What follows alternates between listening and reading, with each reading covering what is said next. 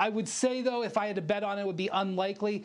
There's so many things to negotiate about this, and it's complicated. He may have to look at his options overseas or even in the G League. He should start thinking about that. Man, when you talk about a player that wins National Player of the Year as a sophomore, that's unheard of. And we've had some generational talents come out of high school. LeBron James, Kevin Garnett, Kobe Bryant have never even come close to that. This guy is a generational talent. I think some rules will have to bend or change by the time this guy's a senior or coming out of school, because he's going to be something special. I've had a chance to watch this kid, and he's special.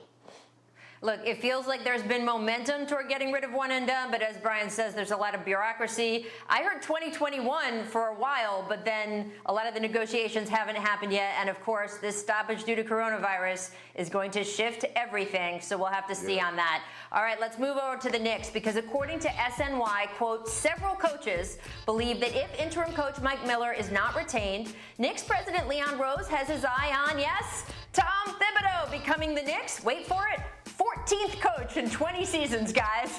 Paul, you played under Tibbs in Boston. Do you think he would be a good fit for the Knicks? I mean, Tibbs is a great coach, and I take nothing away from Tibbs.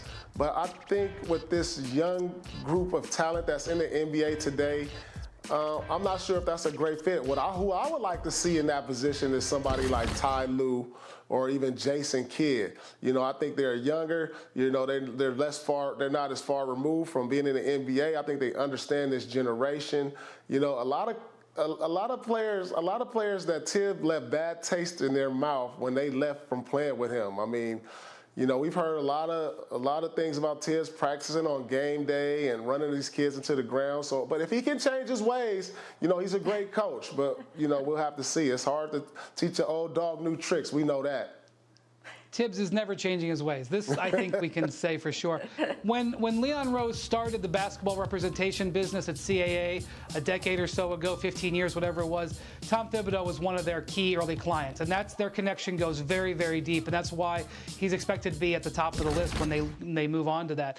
The issue is, if you're going to go with Tom Thibodeau as coach, you're going to have to retrofit your entire roster to get Tom Thibodeau-style players on there.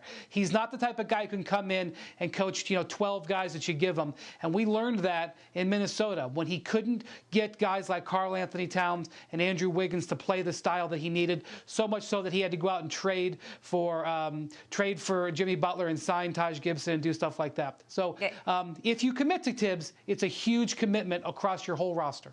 And we saw how it worked out with Tibbs and Jimmy Butler in Minnesota. All right, it's time to jump around. We're going to hit other topics from around the sports world because, guys, Florida has deemed the WWE a, quote, essential business. Of course they have. It's allowed them to tape their shows as long as they are closed to the general public.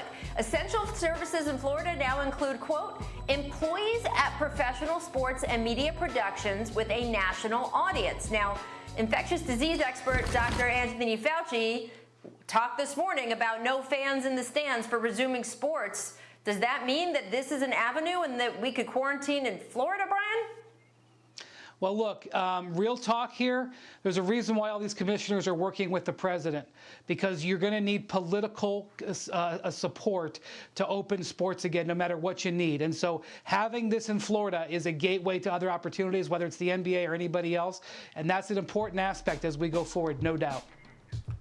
Yeah, I agree. I mean, I also believe that sports in general is essential. I mean, a lot of people can't live without it.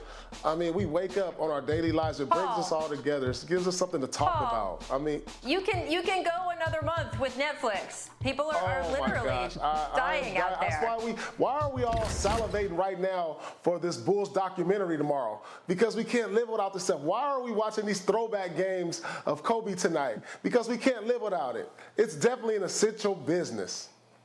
Well, if they can do it, it's a simple business to watch throwback games of Paul Pierce, for sure. That's certainly true. If they can do it in a safe way, of course, everyone is eager for a return to sports, and I guess we'll see. Thanks for watching ESPN on YouTube. For live streaming sports and premium content, subscribe to ESPN+.